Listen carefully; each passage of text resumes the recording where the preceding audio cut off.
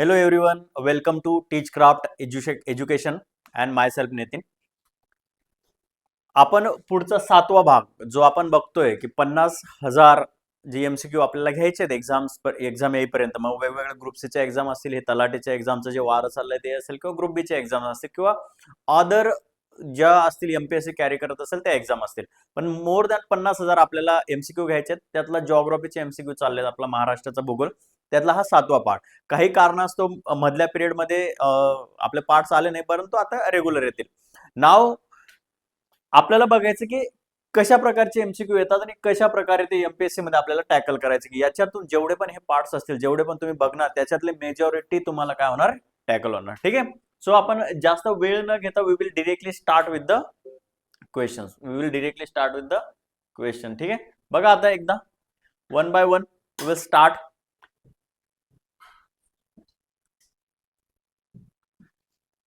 C बघा आता, भारतीय कृषी संशोधन परिषद, ठीक आहे, Indian council of agriculture research, भारतात सर्वाधिक क्षेत्र कोणत्या मृदेखाली आहे? म्हणजे ICARच्या सर्वेनुसार सगळ्यात जास्त मृदेचं प्रमाण कोणते? आपल्याला सगळ्यांना माहिती आहे, ब्लॅक कॉटन सॉइल आहे, म्हणजे त्यालाच रेगूर माती पण म्हणतात. ठीक आहे. लाल माती, रेड सॉइल, लॅटरेट सॉइल आहे, बरोबर आहे, पीट सॉइल आहे, पिडमॉन्ट सॉइल आहे. ठीक आहे, म्हणजे पर्वतीय मृदा. या सगळ्या मृदांचे प्रकार आपल्याला माहिती आहेत. ठीक आहे. मग त्यातल्या त्यात अशी कोणती मृदा आहे? आपल्याला माहिती आहे की गाळाची मृदा आहे, बरोबर आहे, लॅटरेट सॉइल म्हणतो आपण त्याला. परत ब्लॅक सॉइल आहे. मग लॅटरेट जास्त आहे की गाळाची मृदा भारतात जास्त आहे ICARच्या सर्वेनुसार? तर आपल्या भारतात सगळ्यात जास्त काय आहे? गाळाची मृदा आहे. कोणते? किनारी प्रदेशात आढळते. ते कुठे आढळते? किनारी प्रदेशात, कोस्टल. ठीक आहे, किनारी प्रदेशांमध्ये आढळते. कुठे असते? किनारी. ठीक आहे, किनारी. गेटिंग? सो ह्या प्रदेशांमध्ये ती माती जास्त आढळते. आता ही जांभी मृदा कोकणात आढळते. कुठे? कोकणात, जिथे काय आता काजूचं पीक घेतलं जातं. काय घेतलं जातं? काजूचं पीक घेतलं जातं. ठीक आहे. तांबडी पिवळसर मृदा, याच्यापासून काय आता ब्रिक सॉइल किंवा ब्रिक मेकिंग, विटा बनवण्याचं काम आहे. ब्रिक मेकिंग आलं लक्षात? ब्रिक मेकिंग साठी ही तांबडी पिवळसर मृदा कामात येते. इथे कोकणात ही जांभी मृदा असते. का? की पाऊस जास्त पडतो. इथे काय असतं? पाऊस जास्त पडत असतो. पाऊस खूप जास्त असतो, त्याच्यामुळे ते माती तशी झालेली असते. ठीक आहे. आणि देन रेगूर म्हणजे काय? Black soil, black cotton soil, पण त्याला गेटिंग? सो हे वेगवेगळे आहेत, परंतु याच्यात सगळ्यात जास्त पर्सेंटेज काय? किनारी मातीचं. मग याच्यात कोणकोणती पिकं येतात? ज्यूट, ठीक आहे, शुगर केन, ज्यूट काय याचे असते? ऊस, बरोबर आहे. आणि याला ज्यूटला काय ते पोते वगैरे बनवतो आपण, सुतळी बनवतो ते. आलं लक्षात? सो हे इम्पॉर्टंट आहे. गेटिंग? नेक्स्ट बघा, भारतातील सुमारे 16.6%, ठीक आहे, क्षेत्र कोणत्या मृदेने व्यापलेले? लक्षात ठेवा, रेगूर काळी मृदा. गेटिंग? नेक्स्ट बघा आता, ब्लॅक कॉटन सॉइल हे नाव बघा, ब्लॅक कॉटन सॉइल हे नाव कोणत्या गुणधर्मामुळे पडलेले? तर ते आहे कापूस पिकासाठी सर्वाधिक योग्य असल्यामुळे. इथे लिहिलेलंच आहे. ठीक आहे. गेटिंग?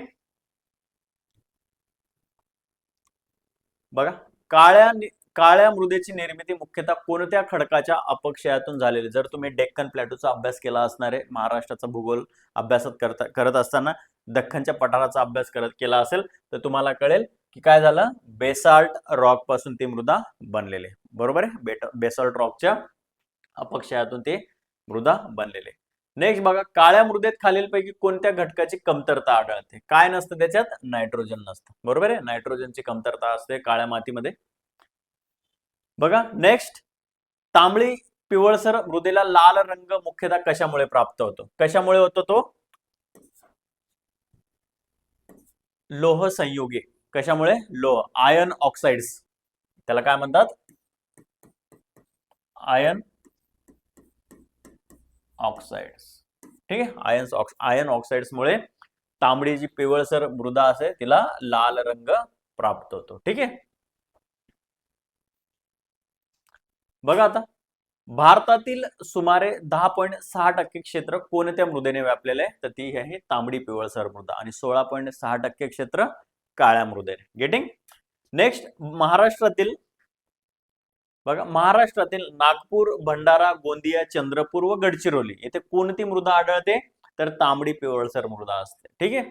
सो जो महाराष्ट्राचा पश्चिमेकडचा भाग आहे, सॉरी पूर्वेकडचा भाग आहे, कोणता आहे? नागपूर, भंडारा, गोंदिया, चंद्रपूर आणि गडचिरोली. तिकडे कोणती माती आढळते? तांबडी आणि पिवळसर माती. आणि गाळाची मृदा कुठे आढळते? तर गाळाची मृदा किनारी प्रदेशांमध्ये. काळी मृदा दख्खनचा पठाराचा जो भाग आहे तिथे काळी मृदा आढळते आणि जांभी मृदा कोकणात, की जिथे जास्त पाऊस आहे, कोल्हापूर असेल किंवा उत्तर कोल्हापूरचा जो भाग आहे, सॉरी साऊथ कोल्हापूरचा जो भाग असेल तिकडे. गेटिंग? सो तांबडी पिवळसर मृदा कुठे आढळते? नागपूर, भंडारा, गोंदिया आणि गडचिरोली. बघा, अपरिपक्व मृदा म्हणून कोणती मृदा ओळखली जाते? अपरिपक्व, इमॅच्युअर. ठीक आहे, की जिच्यात पीक येत नाही, तर असे पर्वतीय मृदा. का? कारण की पर्वतीय भागात कन्सिस्टंटली पाऊस पडतो, पावसाचं पाणी झिरपत असतं आणि त्याच्यामुळे काय होतं की तिथले जे न्यूट्रिएंट्स असतात, हेल्दी बॅक्टेरियाज असतात, ते सगळे नेहमी काय असतात? वाहून जात असतात. आणि तिथे ऊन, वारा, पाऊस ह्या गोष्टींची सलग व्यवस्थित प्रमाणात भेट न झाल्यामुळे ती काय असते? नापीक प्रकारची असते. ठीक आहे. आणि ही दलदलीची जी असते त्याला मँग्रोव्ज येतात तिथे. ठीक आहे, दलदलीची माती. आणि ही गाळाची आणि ती तुम्हाला माहिती आहे. बघा, चहाच्या लागवडीसाठी सर्वाधिक योग्य मृदा कोणती? तर पर्वतीय मृदा. पर्वतीय का? तर मी आता जस्ट बोललो की जिथे जे पावसाचं पाणी पडतं त्याचा निचरा होतो, म्हणजे काय, पाणी साचून नाही राहत, तर ती लगेच खाली येतं. आणि मग चहाच्या आणि कॉफीच्या पिकासाठी काय असतं की अशी माती पाहिजे की जी पाणी धरून नाही ठेवणार. जर काळी माती रेगूर मृदा पकडली, एकदा का जर तुम्ही जर बघितलं असेल, एकदा का तिला पाणी दिलं तर ती खूप दिवस पाणी होल्ड, म्हणजे पावसाचं पाणी असेल किंवा फ्लड इरिगेशन असेल, ते खूप दिवस धरून ठेवण्याची कॅपॅसिटी काळ्या मातीत असते. आणि तसं जर खूप दिवस पाणी राहिलं चहा आणि कॉफीच्या पिकाला, तर ते नाश होण्याची शक्यता असतात. ठीक आहे, त्याची मुळं सडतात. मग काय होतं की ही जी पर्वतीय मृदा असते तिथं पाण्याचा निचरा होतो, म्हणजे मुळांना जे थोडं पाणी, असं पाणी इन द सेन्स मॉइश्चर हवं असतं थोडंसं, ते नेहमी मिळत राहतं आणि पाण्याचा निचरा होण्यामुळे ती चहाच्या लागवडीसाठी बेस्ट आहे. सी, पर्वतीय मृदा. ठीक आहे. बघा, 2000 मिमीपेक्षा, म्हणजे काय, मिलीमीटर पेक्षा जास्त पर्जन्य असलेल्या प्रदेशात मुख्यतः कोणती मृदा तयार होते? तर जांभी मृदा. मी बोललो ना, कोकणात, कोकण. ठीक आहे, कोल्हापूरचा जो भाग असेल जिकडे कसं काजूचं पीक जास्त येतं, जिथे पावसाचं प्रमाण खूप जास्त होतं, म्हणून तिथे जांभी मृदा असते. खालीलपैकी कोणते पीक जांभ्या मृदेत प्रमुख आहे? जांभ्या मृदेत काय? कॉफी आहे, गहू आहे, तांदूळ आहे की ऊस आहे? तर जांभ्या मृदेत काय येणार? कॉफी येणार. जांभ्या मृदेत काय येणार? कॉफीचं पीक येणार. भारतातील सुमारे 4.32% मृदा क्षेत्र कोणत्या मृदेखाली आहे? म्हणजे भारताचे टोटल जो जॉग्राफिकल एरिया आहे मातीचा, त्याच्यातील 4.32% क्षेत्र कोणती मृदा आहे? वालुकामय मृदा आहे. कोणती आहे? वालुकामय मृदा.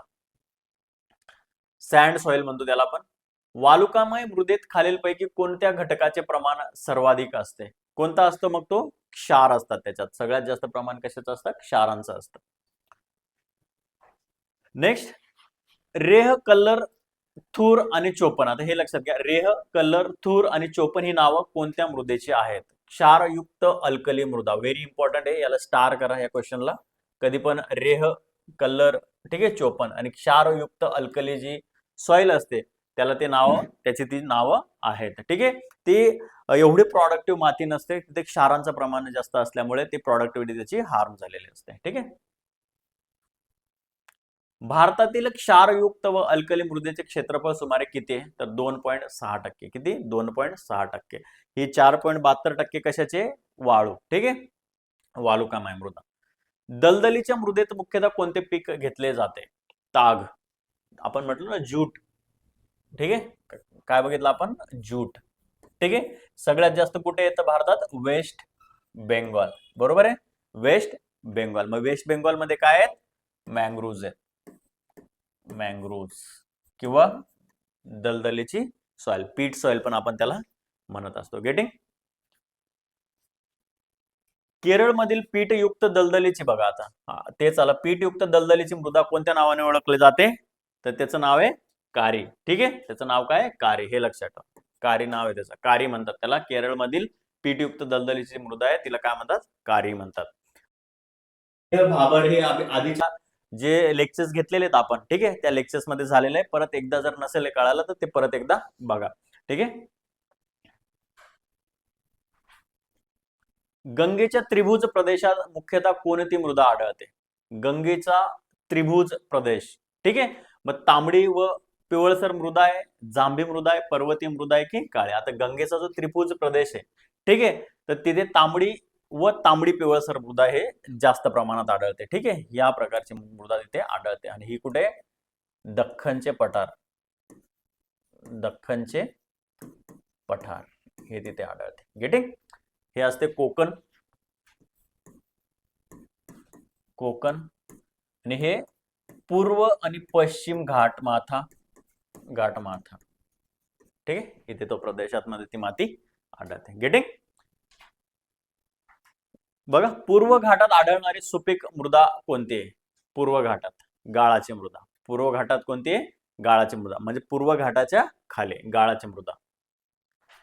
बघा, 18वा इंडिया स्टेट ऑफ फॉरेस्ट कोणत्या संस्थेद्वारे दिला जातो? ठीक आहे, फॉरेस्ट सर्वे ऑफ इंडिया. आता हा जो 18वा रिपोर्ट आहे forest survey of India, India state of forest report, India state of forest report कोणत्या संस्थेद्वारे प्रकाशित केला जातो?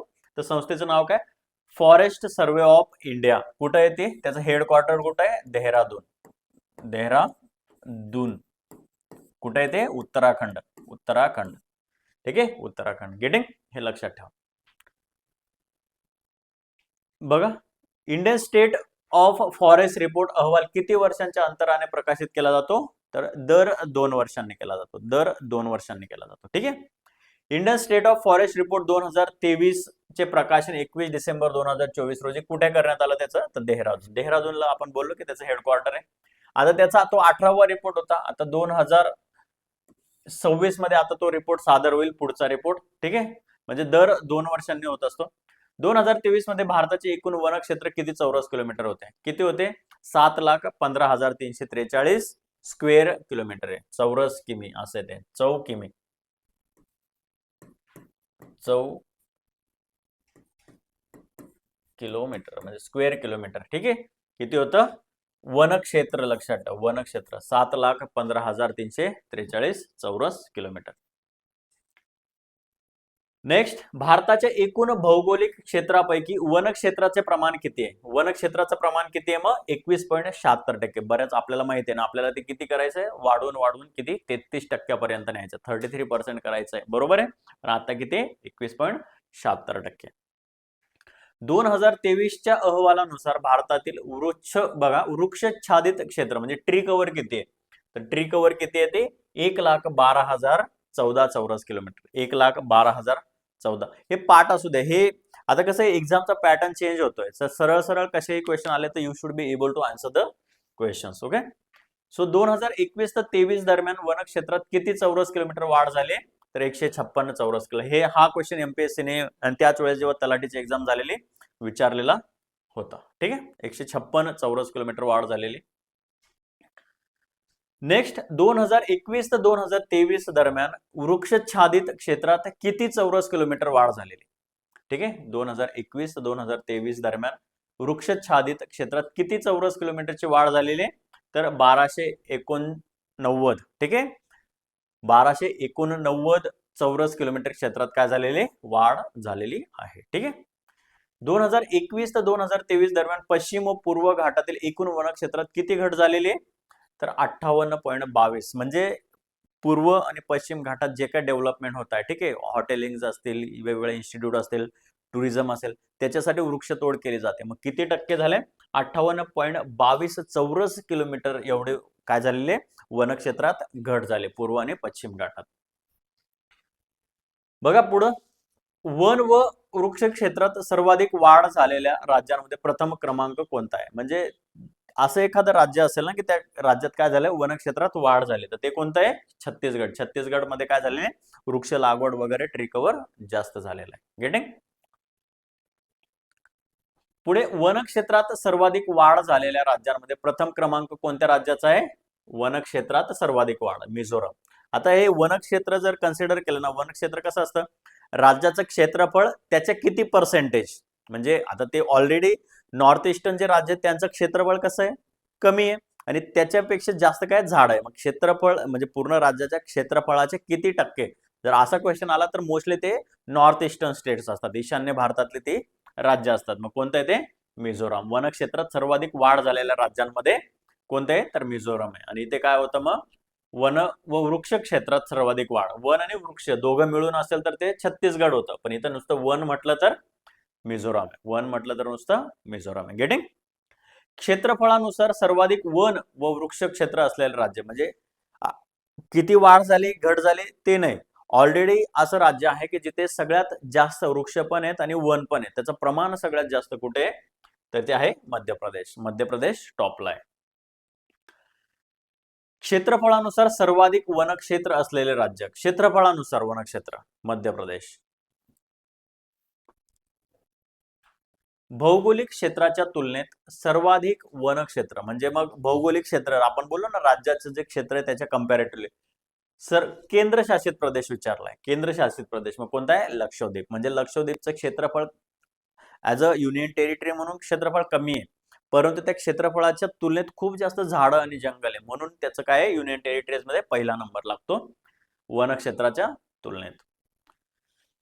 भारतातील एकूण खारफुटी म्हणजे काय, मँग्रोव्ह क्षेत्र किती आहे तर 4992 चौरस किलोमीटर. आताचा जो आहे इंडिया स्टेट फॉरेस्ट रिपोर्ट 2023 त्या रिपोर्ट नुसार किती आहे 4992 चौरस किलोमीटर. भारतातील एकूण बांबू क्षेत्र, ठीक आहे, बांबू फील्ड किती आहे तर 1,54,670 चौरस किलोमीटर. आता हे वाढतंय का की बांबूला एक फॉरेस्ट प्रॉडक्ट म्हणून काय गेलंय मानलं गेलं. जर बांबूला एक नॉन फॉरेस्ट प्रॉडक्ट म्हणून जर मान्यता मिळाली तर त्याचं आपण काय करू शकतो, व्यापारीसाठी म्हणजे प्रोफेशनल लागवड करू शकतो, जेणेकरून लोकांना त्याच्यातून पैसे मिळतील. गेटिंग? 1,54,000. आणि नॅशनल बांबू मिशन पण जर तुम्ही अवेअर असाल तर भारत सरकारने नॅशनल बांबू मिशन लॉन्च केलं, जेणेकरून बांबूची लागवड मोठ्या प्रमाणात वाढवता येईल. तर हे क्षेत्र अजून वाढण्याची शक्यता आहे. बांबूचे एक सर्वाधिक क्षेत्र कोणत्या राज्यात आहे? उत्तराखंड. उत्तराखंड, कारण त्याला माइल्ड आणि कमी हीट असलेलं म्हणजे माइल्ड टेम्परेचर लागतं, मॉइश्चर जास्त लागतं आणि निचरा होणारी जमीन लागते. ठीक आहे, सो ते उत्तराखंड मध्ये जास्त प्रमाणात आहे ते जंगल. इंडिया स्टेट फॉरेस्ट रिपोर्ट 2019 नुसार देशातील राखीव म्हणजे रिझर्व्ह फॉरेस्टचं प्रमाण किती होतं? 55%. जेवढी जंगल आहेत त्याच्यापैकी 55% काय आहेत? रिझर्व्ड आहेत. 250 सेंटीमीटर पेक्षा अधिक पर्जन्य असलेल्या भागात मुख्यतः कोणत्या प्रकारची वने आढळतात? उष्ण, ठीक आहे, ट्रॉपिकल एव्हरग्रीन फॉरेस्ट, उष्ण सदाहरित वने. ठीक आहे, ट्रॉपिकल एव्हरग्रीन फॉरेस्ट की जिथे 250 सेंटीमीटर पेक्षा जास्त. मग पर्वतीय जे असतात, ठीक आहे, मॉन्टेनस फॉरेस्ट असतात, ठीक आहे, आणि हे काय असतात? खुरटी किंवा काटेरी वने. ठीक आहे, आणि देन असतात उष्ण पानझडी म्हणजे डेसिड्युअस, ट्रॉपिकल डेसिड्युअस फॉरेस्ट. ओके, जिथे जास्त पाणी तिथे एव्हरग्रीन फॉरेस्ट. सुंदरी, मँग्रोव्ह, चिपी व पुशूर ही वृक्ष कोणत्या प्रकारच्या वनांची आहेत? आता सुंदरी माहिती आहे, सुंदरबन डेल्टा वेस्ट बेंगॉल, तुम्हाला त्याच्यावरून माहिती आहे. आणि मँग्रोव्ह वरूनच तुम्हाला लगेच समजलं असेल की ते समुद्र किनारी किंवा खारफुटीची जंगल आहेत. इथं जर मँग्रोव्ह त्यांनी एकदम कॉमन सेन्स, मग असं पण एमपीएससी कधी कधी देतात, मँग्रोव्ह तिथे आणि खारफुटी इथे. गेटिंग? सो लगेच तुम्हाला समजलं पाहिजे. ओके,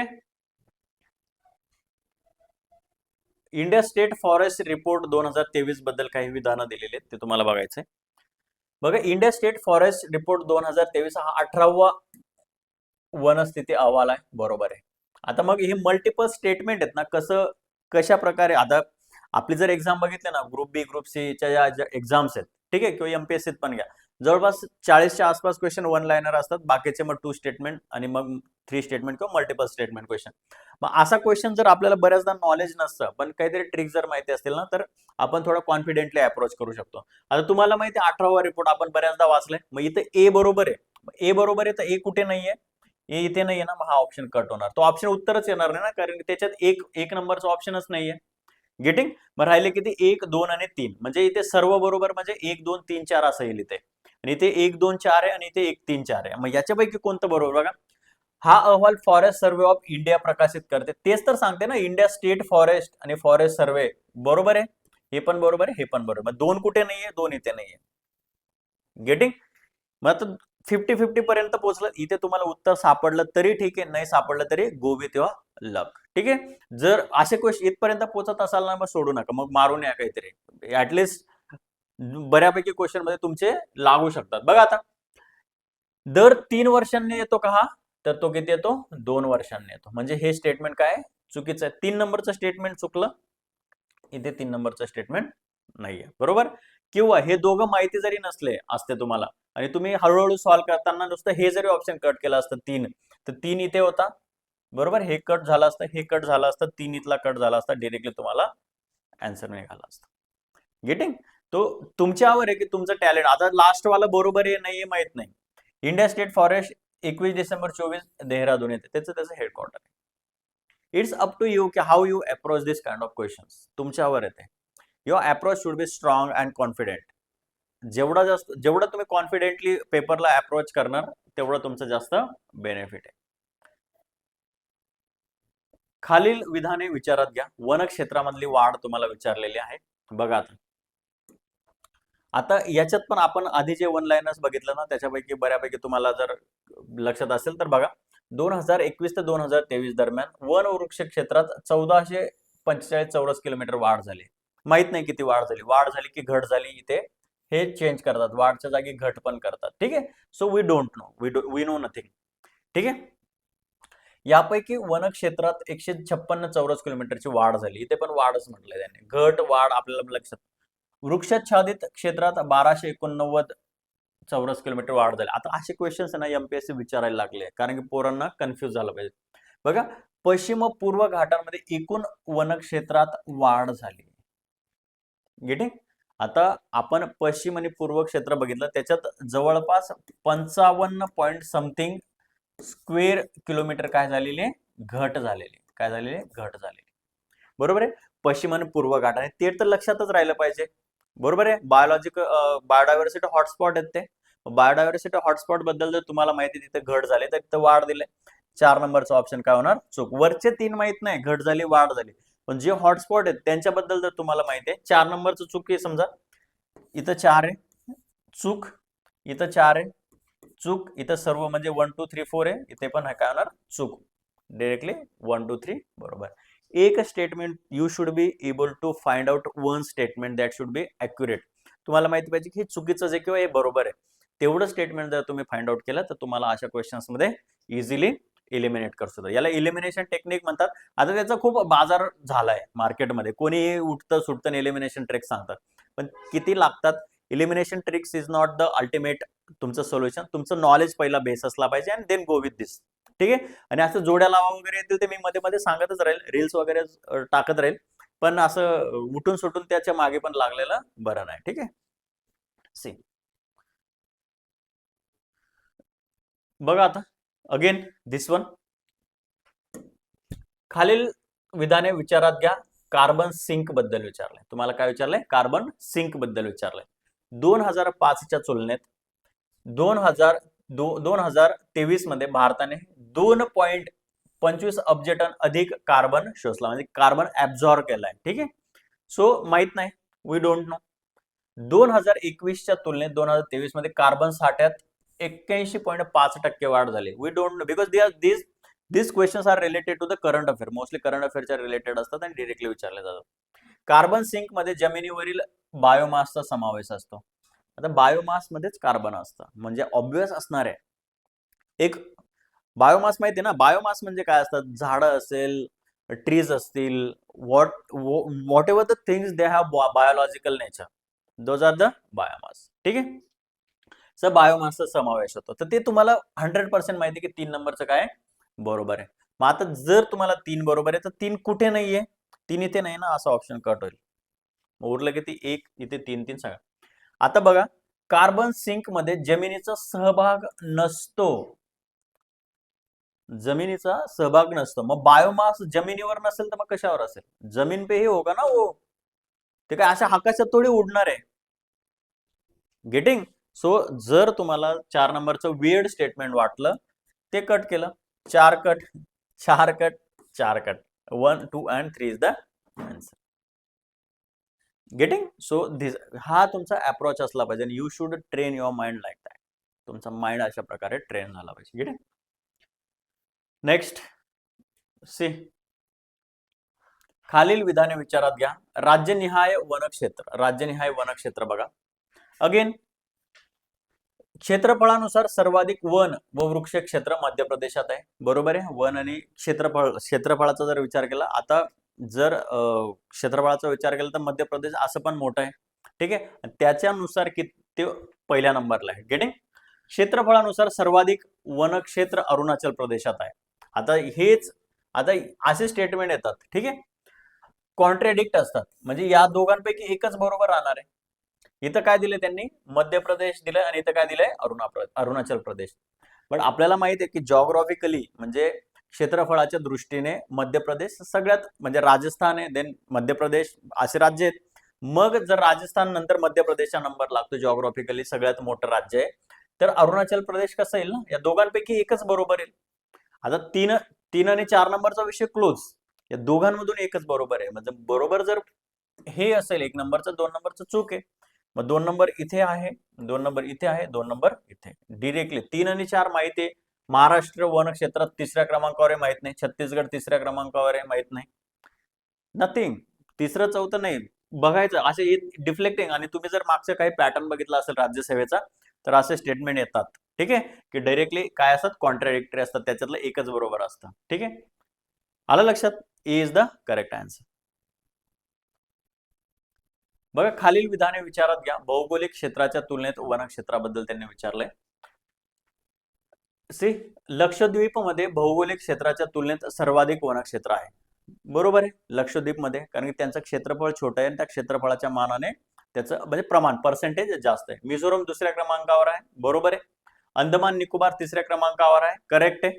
आणि ह्या तीनही वनक्षेत्र 75% पेक्षा जास्त आहे. Because this are the union territories. Union territories आहेत, तिथे लोकांचा हस्तक्षेप कमी प्रमाणात असतो आणि नैसर्गिक वाढ झाडांची मोठ्या प्रमाणात होते. तर तिन्हीचे तिन्ही स्टेटमेंट काय आहेत? सगळ्याचे सगळे स्टेटमेंट बरोबर आहेत. 1 2 3 4 आर द करेक्ट वन. ठीक आहे, लक्षात असू द्या. पाठ करा त्यांना.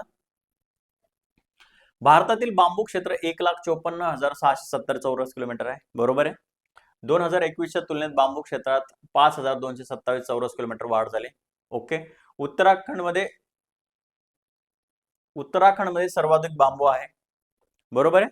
आणि छत्तीसगड 2ऱ्या क्रमांकावर आहे. ठीक आहे, तर छत्तीसगड आहे का? तर नाही. छत्तीसगड आहे का? तर नाही. Himachal Pradesh may be 2nd नंबरला असेल. ठीक आहे, छत्तीसगड नाहीये. उत्तराखंड पहिलं आहे. गेटिंग? 1 2 3 are the correct.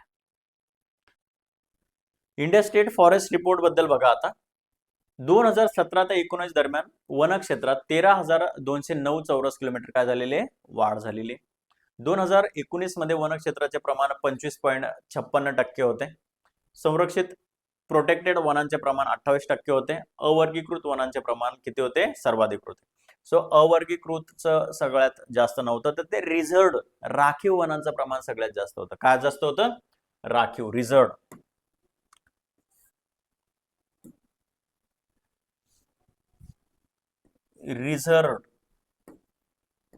याचं प्रमाण सगळ्यात जास्त होतं. रिझर्व्ड वाल्यांचं सगळ्यात प्रमाण जास्त होतं. ठीक आहे, मग 4 जर कट केला, 4 कट, 4 कट, 4 कट, 1 2 3. सी, बघा, खालील विधाने विचारात घ्या. उष्ण कटिबंधीय सदाहरित वने. ठीक आहे, tropical evergreen forest. Tropical evergreen forest बद्दल विचारलंय. ही वने 250 सेंटीमीटर पेक्षा जास्त पर्जन्याच्या भागात आढळतात. ऑब्वियस आपण बघितलं कुठे कुठे येतात. मग ते पूर्व घाट असेल, पश्चिम घाट असेल, त्या भागात. पहिलं स्टेटमेंट बरोबर आहे. या वनांमध्ये जैवविविधता सर्वाधिक असते. आता जिथे जास्त पाऊस पडतो, जिथे जास्त वनांचं प्रमाण आहे, तिथे प्राणी, पक्षी, जैवविविधता ऑटोमॅटिक जास्त असणार आहे. तर 1 आणि 2 नंबर बरोबर आहे. साग, टीक ह्या वनांचे प्रमुख वृक्ष आहे. तर आता तुम्हाला सांगतो, आणि ह्या वृक्षाची पाने सदैव हिरवी असतात. या वृक्षांची पाने सदैव हिरवी दिसतात आपल्याला. सो ते बरोबर आहे, हे हिरवी दिसतात. ठीक आहे, पण टीक कशाचं नाहीये?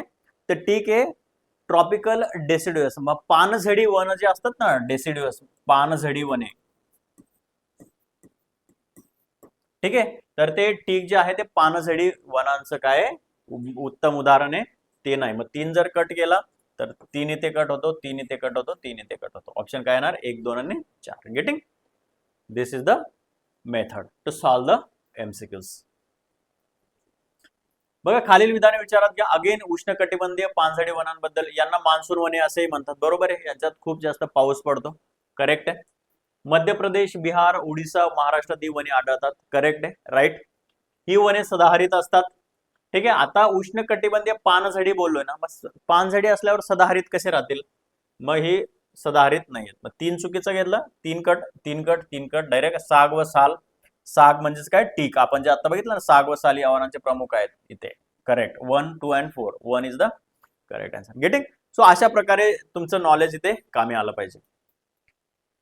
म्हणजे सगळ्याच गोष्टी माहिती असल्या पाहिजे असं अट्ट नसला पाहिजे की हा ठीक आहे पण मला येतं ना, मला जेवढं माहिती आहे त्याच्यावर मी सॉल्व्ह करणार. आता पर्वतीय व खारफुटी वने बघा. पर्वतीय वने प्रामुख्याने हिमालयातील उच्च भागात, आता हिमालय आहे उच्च भाग आहे, ऑब्वियस तिथे असणार आहे, बरोबर आहे. खारफुटी वने नदीमुख किनारी त्रिभुज प्रदेशात, की जिथे नदी समुद्राला मिळते, की 2 नद्यांचा संगम असते तिथे, करेक्ट आहे. सुंदरी खारफुटी वनातील प्रमुख वृक्ष आहे, बरोबर आहे, सुंदरबन डेल्टा, करेक्ट आहे. देवदार हे खारफुटी वनातील प्रमुख आहे. देवदार खारफुटी तर नाही, पर्वतीय प्रकारचा, ठीक आहे, जे मॉन्टेनस फॉरेस्ट, पर्वतीय जंगले असतात तिथला तो देवदार वृक्ष आहे, ठीक आहे. So 1 2 and 3 are the correct. Option 1 is the correct. आलं लक्षात? 50 क्वेश्चन आपले किती झालेले आहेत आतापर्यंत. नेक्स्ट बघा, आता फक्त एकदा लक्ष द्या आणि बघून घ्या एकदा.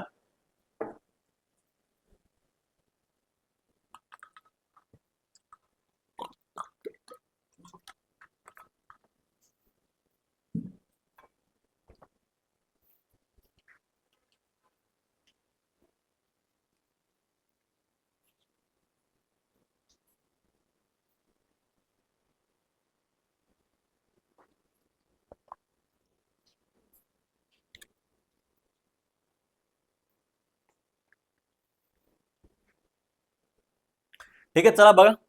ज्वारी पिका संदर्भात पुढील विधाने विचारात घ्या. ज्वारीच्या बद्दल विचारलंय. ज्वारी रब्बी व खरीप या दोन्ही हंगामात घेतले जाते, करेक्ट आहे. सोलापूर भाग असेल किंवा जळगावचा भाग असेल तर जळगावकडे उन्हाळी ज्वारी घेतली जाते आणि सोलापूरकडे पावसाळ्यात घेतली जाते, तर बरोबर आहे, ज्वारी रब्बी आणि खरीप हंगामात घेतली जाते. ज्वारीसाठी काळी कसदार जमीन अनुकूल मानली जाते, काळे मृदात तिची वाढ जास्त होते, ठीक आहे. सोलापूरचा भाग असेल किंवा जळगाव साईडला गेला तर तुम्हाला दिसेल ते.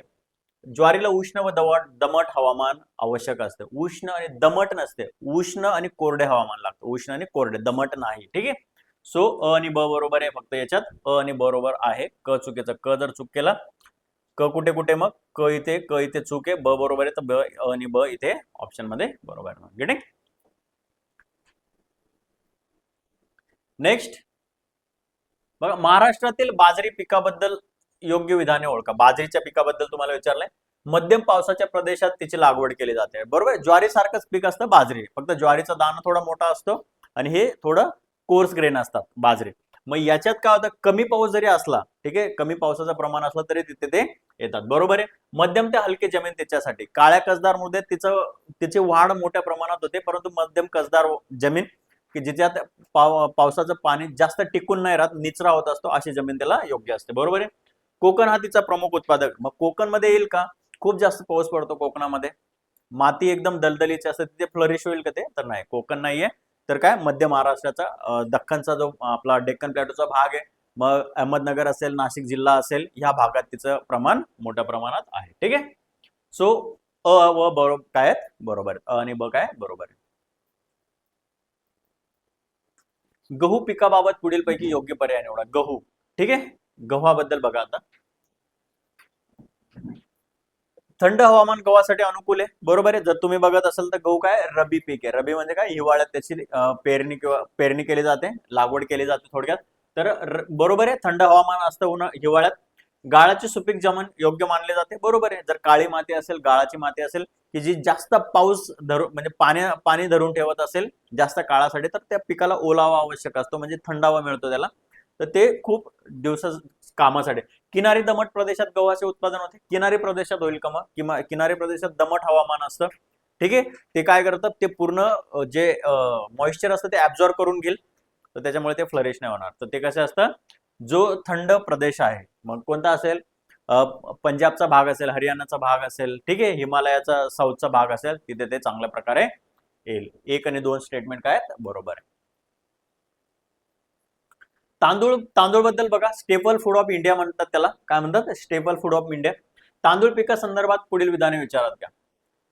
उष्ण व दमट हवामान आवश्यक असतं. आता तांदूळाचं जर पीक बदललं तर नजरेत घाला कोणता भाग आहे. किनारी भाग असतो की जिथे काय असतं, उष्ण व दमट हवामान त्याला लागत असतं. गाळाची सुपीक मृदा अनुकूल असते. भात पेरणी, तुम्ही जर भात लागवड वगैरे बघितलं असेल तर. आणि कोकण व पूर्व विदर्भात प्रमुख उत्पादन, जिथे पावसाचं पाणी जास्त असतं, पाऊस जास्त लागतो, जिथलं वातावरण दमट आहे, तिथे ते पेरणी केली जाते. आता कोकणात मोठ्या प्रमाणात भात येतो, म्हणजे कोकणाचं वातावरण कसं आहे, उष्ण आणि दमट आहे. दलदलीची माती आहे, काळी माती आहे. All these are the matchable things. म्हणजे तुम्हाला नुसतं माहिती आहे ना कोणत्या भागात येतात, तिथून पण तुम्ही काय करू शकतात, अंदाज लावून सॉल्व्ह करू शकतात. ए बी सी म्हणजे अ ब क तिन्हीच्या तिन्ही स्टेटमेंट काय आहेत, बरोबर आहेत. कडधान्यांबाबत पुढील पैकी कोणते विधान अयोग्य आहे हे लक्षात ठेवा. काय विचारलंय? अयोग्य. हे योग्य आणि अयोग्य पहिले लक्षात घेत जा, नाही तर फ्लो मध्ये योग्य योग्य योग्य एकदा चेक करून घेत जा. हरभरा, तूर, मूग, उडीद, तीळ यांचा समावेश कडधान्यांमध्ये होतो, बरोबर आहे. काळी कसदार मृदा लागवडीच्या अनुकूल असते. काळ्या कसदार मृदेत चांगलं येतं, परंतु साधी मृदा असेल तर तिच्यात पण ते येतं. राज्यांच्या पठारी प्रदेशात त्याची लागवड मोठ्या प्रमाणात होते, बरोबर आहे. पठारी प्रदेश म्हणजे काय? डेक्कन प्लॅटू, डेक्कनच्या पठारी भागात येतं ते. आणि किनारी गाळाच्या प्रदेशात त्यांचे उत्पादन, आता किनारी गाळाच्या प्रदेशातच नाही होत ना, दुसऱ्या प्रदेशात पण होतं. ठीक आहे. So D is the incorrect. D काय? इनकरेक्ट आहे. नगदी पिकांबाबत पुढील विधाने विचारात घ्या. नगदी पीक बघा, ऊसासाठी मुबलक पाण्याचे पाऊस ऑब्वियस आहे. 1.5 ते 2 वर्षाचं पीक येते आणि खूप जास्त पाणी लागतं, म्हणून त्याला आपण काय करतो, बऱ्याच योजना आल्यात भारत सरकारच्या, त्यांनी त्यांना ठिबक वगैरे असं सुचवलंय, पण त्याला खूप जास्त पाणी द्यावं लागतं. ऊसासाठी खूप पाणी लागतं. कापूस काळ्या कसदार जमिनीत चांगला येतो, म्हणून त्यांना कॉटन ब्लॅक सॉइल पण म्हटले जातं, म्हणजे तिथे येतो, बरोबर आहे. तंबाखूचे प्रमुख उत्पादन कोकणात होते. कोकणात तंबाखूचं उत्पादन होतं का? तर नाही. कोकणात कशाचं उत्पन्न होतं? फणस असेल, काजू असेल, त्याचं उत्पादन तिथे जास्त होतं. तंबाखूचं सगळ्यात जास्त उत्पादन कुठे होतं? आंध्र प्रदेश आणि तेलंगणा. आंध्र प्रदेश आणि तेलंगणा लक्षात ठेवा. गेटिंग? आंध्र प्रदेश आणि तेलंगणामध्ये तंबाखूचं सगळ्यात जास्त उत्पादन होतं. म्हणून अ व ब बरोबर आहेत. क काय? चुकीचं. क चूक, क चूक. सी, जोड्या लावा. ऊस पश्चिम महाराष्ट्रात. ऊस कुठे येतो? पश्चिम महाराष्ट्रात, बरोबर आहे. बारामती वगैरेचा भाग तुम्ही बघितला असेल तर तिथे कोल्हापूर, बारामती तिकडे ऊस जास्त प्रमाणात येतो. ऊस पश्चिम महाराष्ट्र, बरोबर. कापूस विदर्भ आणि खानदेश. खानदेश म्हणजे काय? जळगाव वगैरेचा भाग असेल आणि विदर्भात कापूस येतो. तंबाखू कोल्हापूर आणि सांगली परिसर. कोल्हापूर सांगली प्रदेशात पण तंबाखूचं उत्पादन घेतलं जातं, पण राज्य विचारलं तर ते Telangana. All are the correct. सगळेच्या सगळे काय आहेत? जोड्या बरोबर आहे. बघा पुढे, महाराष्ट्रातील मसाला पिकांबाबत पुढील पैकी योग्य विधान कोणते? मसाला पिकांबद्दल तुम्हाला विचारलंय, योग्य विधान ओळखायचंय. कोणतं आहे मग? हळदीचे उत्पादन कृष्णा खोऱ्यात विशेषतः आढळते. आता कृष्णा खोरं कोणते? सांगली आणि साताराचा भाग, आणि सांगली साताऱ्यात हळदीचं पीक जास्त घेतलं जातं, बरोबर आहे. मिरचीचे उत्पादन केवळ विदर्भात होते का? तर नाही, विदर्भात नाही होत. नंदुरबार वगैरे जर तिकडे गेला तर मिरचीचं उत्पादन खूप मोठ्या प्रमाणात घेतलं जातं. कांदा लसूण फक्त कोकणात येतो का? कोकणात कांदा लसूण येतच नाही. मसाला पिकांना राज्यात महत्व नाही, म्हणजे किती वेअर्ड क्वेश्चन आहे ना, असं विचारलं जाणार नाही, पण तरी पण आपण आन्सर त्याचं, हळदीचे उत्पादन कृष्णा खोऱ्यात विशेषतः आढळते. Get it? बघा, ज्वारी संदर्भात पुढील विधाने विचारात घ्या. ज्वारी बघा, महाराष्ट्र देशातील प्रमुख ज्वारी उत्पादक राज्यांपैकी एक आहे, बरोबर आहे.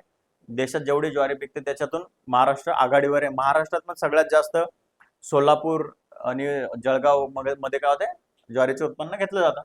सोलापूर हा ज्वारी उत्पादनासाठी विशेष प्रसिद्ध आहे. आता जस्ट नाव घेतलं, बरोबर आहे. ज्वारीची विविधता नंदुरबार जिल्ह्यात विशेषतः आढळते, बरोबर आहे. नंदुरबार असेल, जळगाव असेल, तिकडे मोठ्या प्रमाणात आढळते. All of the correct. बघा पुढील पैकी ज्वारीच्या जातींमध्ये कोणता समाविष्ट होत नाही. आता ज्वारीच्या वेगवेगळ्या जाती आहेत, त्याच्यात काय नाहीये, मालदांडी आहे, फुले पंचमी आहे, गुळभेंडी आहे, पण आंबेमोहर नाहीये. आंबेमोहर कशाची आहे? आंबेमोहर तांदळाची जात आहे. काय आहे? आंबेमोहर तांदूळ आहे. तांदूळ आहे. ठीक आहे. डी चुकीचं आहे, समाविष्ट काय होत नाही? डी होत नाही. मग फुले पंचमी असेल, मालदांडी असेल, गुळभेंडी असेल, ह्या काय ज्वारीच्या जाती आहेत. कापूस पिकाबद्दल योग्य विधान ओळखायचं तुम्हाला.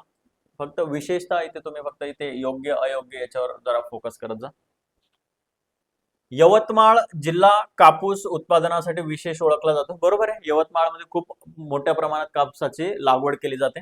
कापूस प्रामुख्याने गाळाच्या जमिनीत घेतो. गाळाच्या का? तर नाही, ब्लॅक कॉटन. ठीक आहे, ब्लॅक सॉइल. कोकण हा कापूसचा प्रमुख पट्टा आहे. कोकण कापूसचा आहे का? तर नाही, तो काय? काजू. आणि कापसासाठी थंड व दमट हवामान लागते. दमट नाही, थंड व कोरडे. ठीक आहे, कोरडे. गेटिंग? सो एक नंबरचा ऑप्शन काय? करेक्ट. एक नंबरचा ऑप्शन काय? करेक्ट.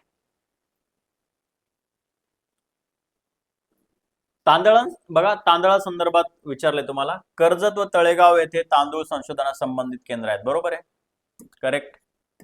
आंबेमोहर सुगंधी तांदळाचा प्रकार आहे. बरोबर, आता जस्ट आपण बघितलं होतं. Both are the correct. गहू उत्पादनाबाबत योग्य पर्याय निवडा. परत योग्य तुम्हाला विचारले 4 पैकी. तापी खोरं असेल, पूर्णा खोरं असेल, भीमा कृष्णा खोरं असेल, गहू उत्पादक प्रदेश आहेत. बरोबर आहे. तापी, पूर्णा, भीमा कृष्णा खोरं. ठीक आहे, म्हणजे साताराचा भाग आहे, जळगावच्या साईडला काही भाग आहे, म्हणजे विखुरलेला प्रदेश आहे, तिथे काय ते गव्हाचं पीक घेतलं जातं. गव्हाचे उत्पादन प्रामुख्याने कोकणात होते. कोकणात होते का नाही? कोकणात कशाचं उत्पादन होतं? भाताचं, तांदळाचं प्रमाण जास्त आहे. गहू फक्त विदर्भात घेतला जातो. विदर्भात एवढं थंड वातावरणच नाहीये, तो विदर्भात थोड्या थोड्या प्रमाणावर घेतला जातो.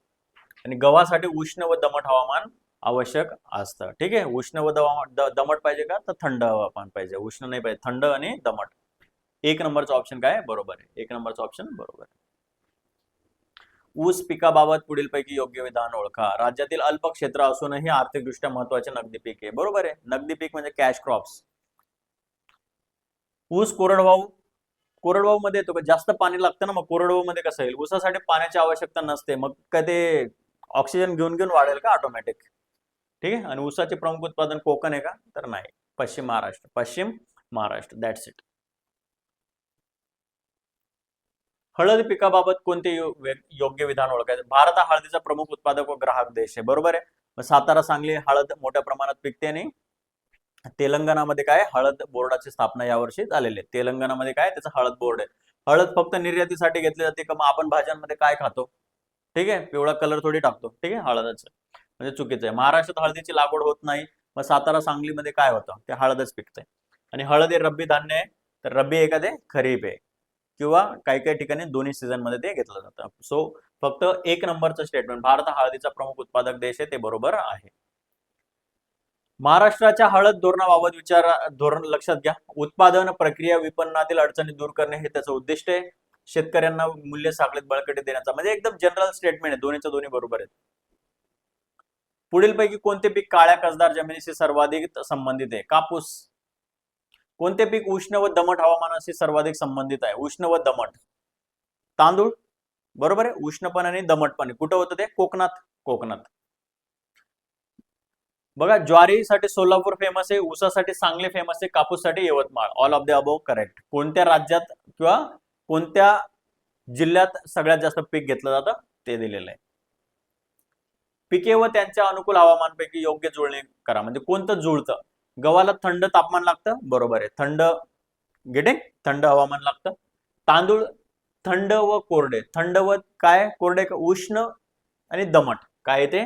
उष्ण आणि दमट. म्हणजे हे उष्ण आणि अतिदमट इथे आहे, आणि थंड आणि कोरडे इथे लागेल. आणि थंड व कमी पर्जन्य आहे का? तर नाही, थंड व जास्त पर्जन्य. इथे काय? थंड व जास्त पर्जन्य. गेटिंग?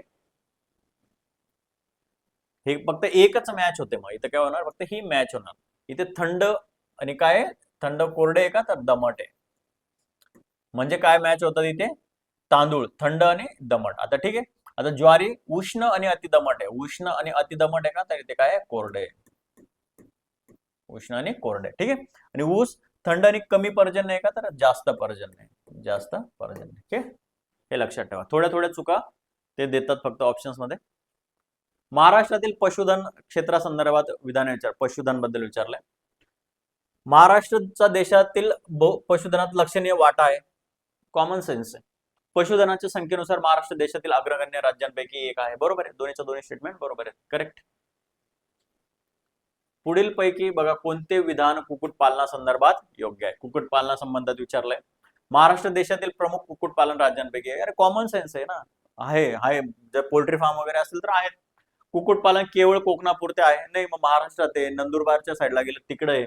अंडी उत्पादनात महाराष्ट्राचे स्थान नगण्य आहे का नाही, टॉपच्या राज्यांमध्ये. जर पोल्ट्री फार्म इंडियात महाराष्ट्रात जास्त आहेत तर अंडी पण तिथून जास्त असतील. कुक्कुटपालनाचा दुग्ध व्यवसायाची संबंध नाही, जॉईंट आहे ना, ते जॉईंट सेक्टर आहे पशुपालन. मग त्याच्यात गायी येणार, दुभती जनावरे येणार सॉरी, तर तो त्याचा संबंध आहे. मग एक नंबरचा स्टेटमेंट काय बरोबर आहे.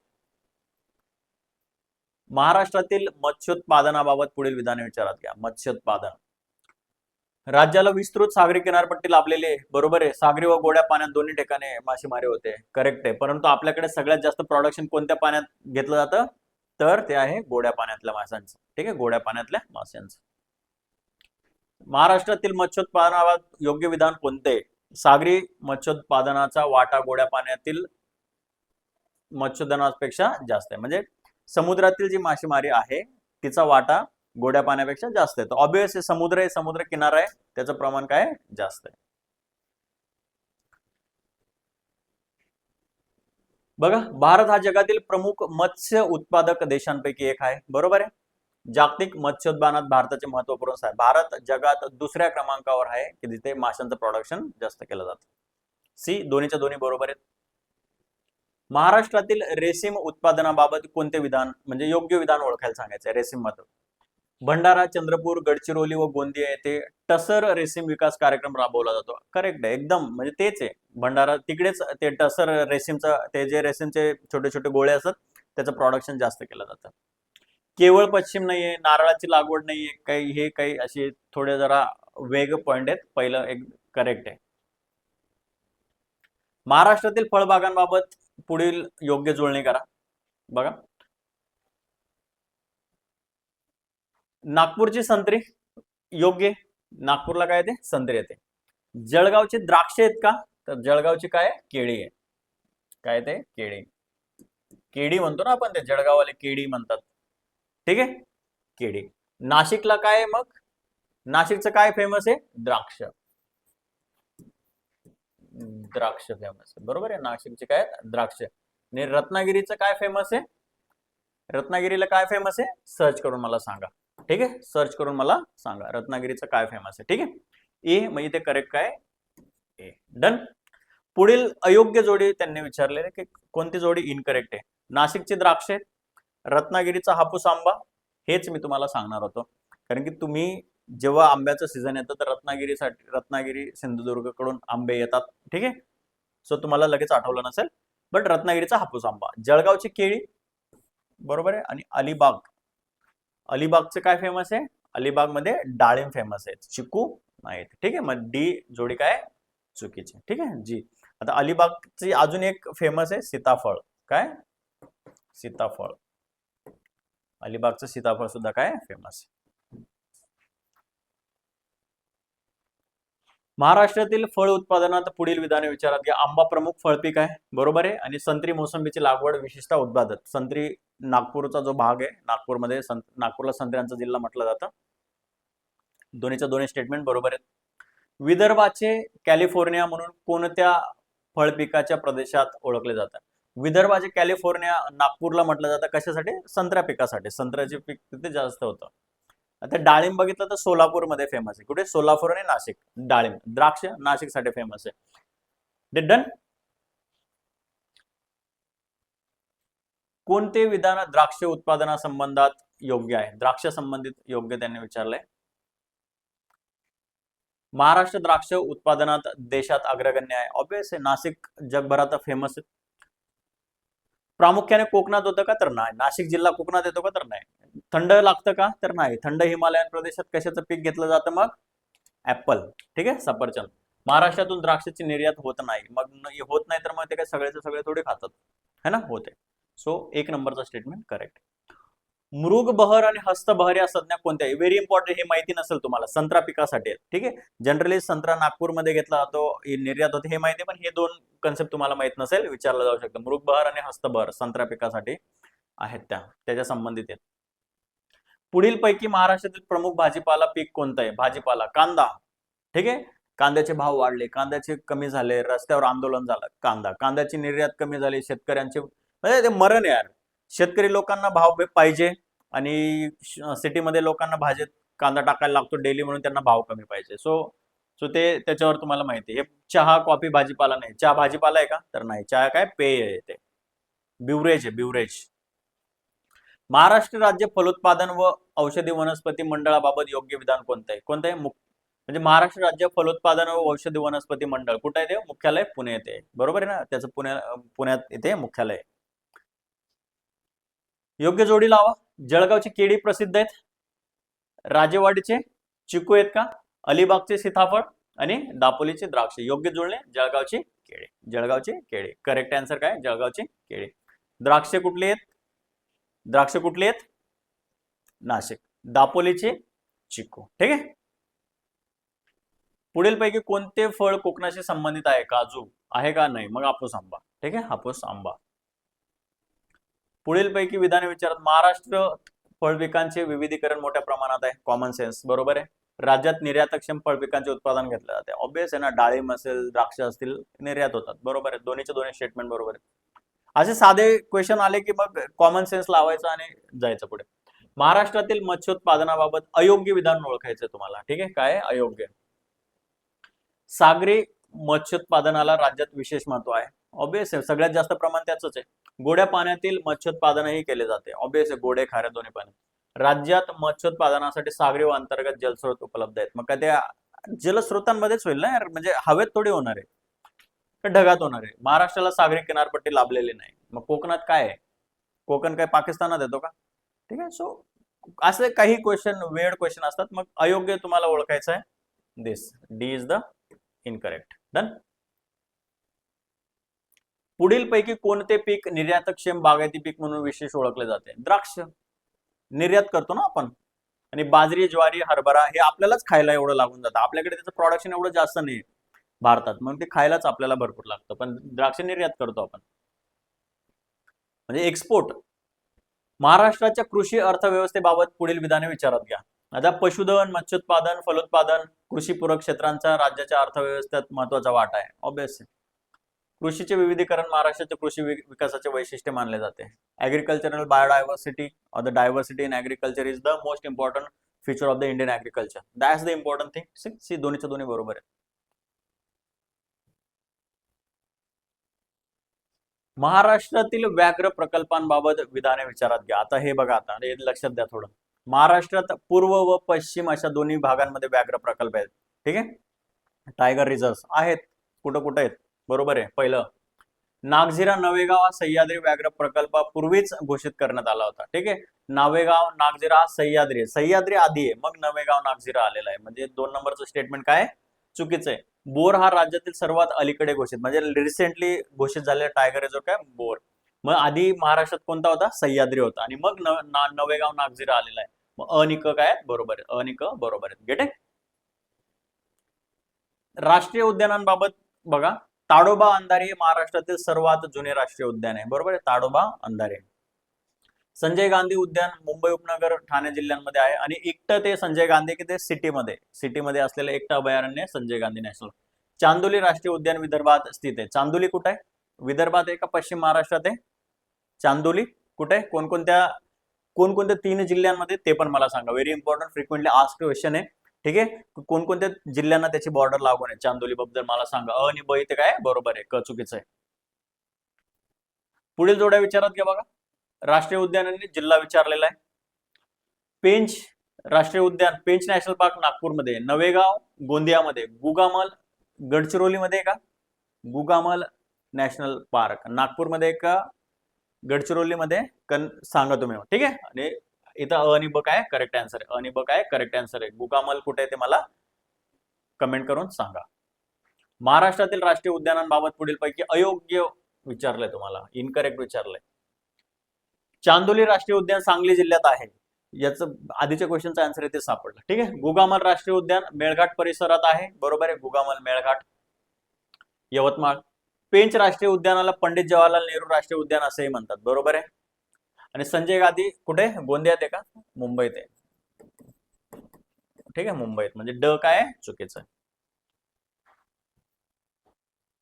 अभयारण्यांबाबत पुढील विधाने विचारा. कर्नाळा पक्षी अभयारण्य कुठे रायगड जिल्ह्यात. बरोबर आहे. कर्नाळा रायगड मध्ये पक्षी अभयारण्य येते. भीमाशंकर पुण्यात आहे, तुम्हाला सगळ्यांना माहिती आहे. आणि कोयना अभयारण्य पालघरमध्ये. पालघरमध्ये का चुकीचं आहे, ते पालघरमध्ये नाही. ठीक आहे. तर ते कुठे साताऱ्यात आहे. साताऱ्यात आहे. ठीक आहे. पालघरमध्ये नाही, कुठे साताऱ्यात. ठीक आहे. आलं लक्षात. अ आणि ब बरोबर. अ आणि बरोबर बघा. योग्य जोडणी बघा. तानसा पक्षी अभयारण्य. तानसा कुठे ठाण्यात आहे. तुंगारेश्वर कुठे फणसाड. बघा आता फणसाड जे आहे ते फणसाड रायगड मध्ये. ठीक आहे. फणसाड कुठे रायगड आहे. रायगड. ठीक आहे. मायनी कुठे आहे सातारा मध्ये. आणि तुंगारेश्वर कुठे पुण्यात आहे. तुंगारेश्वर कुठे पुण्यात आहे. तुंगारेश्वर कुठे पुण्यात आहे. फणसाड कुठे रायगड मध्ये. आणि मायनी कुठे सातारामध्ये. मग इथे एकच लागू होतं तानसा. ठीक आहे. तानसा. ओके. Very important. जे मी नावं लिहून देतो, जे सांगतो ते पण लिहून ठेवत जा, म्हणजे याच्यातून 4-5 गोष्टी तुमच्या कव्हर होत आहे. महाराष्ट्रात राष्ट्रीय उद्याने वन्यजीव अभयारण्य राखीव सौंदर्य क्षेत्र ऑब्वियस आहे. Biodiversity hotspot Sahyadri. अभयारण्यांखालील क्षेत्र हे राज्याच्या भौगोलिक क्षेत्रफळाच्या तुलनेत मर्यादित आहे. बरोबर आहे.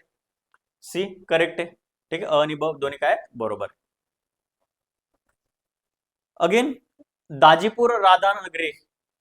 ठीक आहे. अभयारण्य बघा. दाजीपूर आणि राधानगरी कुठे कोल्हापूर जिल्ह्यात आहे. देगळगाव आणि रेहेकुरी अहमदनगर काळवीटसाठी फेमस आहे. आणि माळढोक अभयारण्य अहमदनगर सोलापूर. तिन्हीच्या तिन्ही स्टेटमेंट काय बरोबर आहेत. तिन्हीच्या तिन्ही स्टेटमेंट बरोबर. महाराष्ट्रातील संरक्षण क्षेत्राबाबत पुढील बघा. सह्याद्री व्याघ्र प्रकल्पाचा विस्तार सातारा सांगली कोल्हापूर रत्नागिरी. बरोबर आहे. करेक्ट आहे. बोर व्याघ्र प्रकल्प विदर्भात स्थित आहे. सी अ आणि ब दोन्हीच्या दोन्ही काय बरोबर आहे. बोर व्याघ्र प्रकल्प कुठे आहे नागपूर. ठीक आहे. विदर्भात आहे. पुढील पैकी कोणता पर्याय महाराष्ट्रातील संरक्षित क्षेत्रांविषयी योग्य आहे. कोणता आहे मग. पेंच व ताडोबा अंधारी दोन्ही राष्ट्रीय उद्याने कुठे आहेत विदर्भात आहेत. पेंच ताडोबा अंधारी दोन्ही कुठे आहेत विदर्भात आहेत. करेक्ट आहे. चांदोली कोकणात आहे का तर नाही. चांदोली आपण कुठे बघितलं सांगलीमध्ये बघितलं, ते महाराष्ट्रात. संजय गांधी मराठवाड्यात आहे का तर नाही. संजय गांधी मुंबईत आहे. बरोबर आहे. आणि नवेगाव राष्ट्रीय उद्यान पश्चिम महाराष्ट्रात आहे का. नवेगाव कुठे आहे तर पूर्व म्हणजे कुठे आहे ते गडचिरोलीचा जो भाग आहे भंडारा गोंदिया त्या साईडला. ठीक आहे. So these are the things. पहिलं पेंच ताडोबा अंधारी काय करेक्ट आहे. गेटिंग.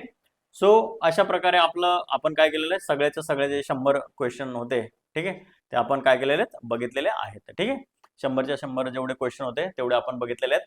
सो मेक शुअर करा की जर तुमच्यापर्यंत हा व्हिडिओ पोहोचतोय. ठीक आहे.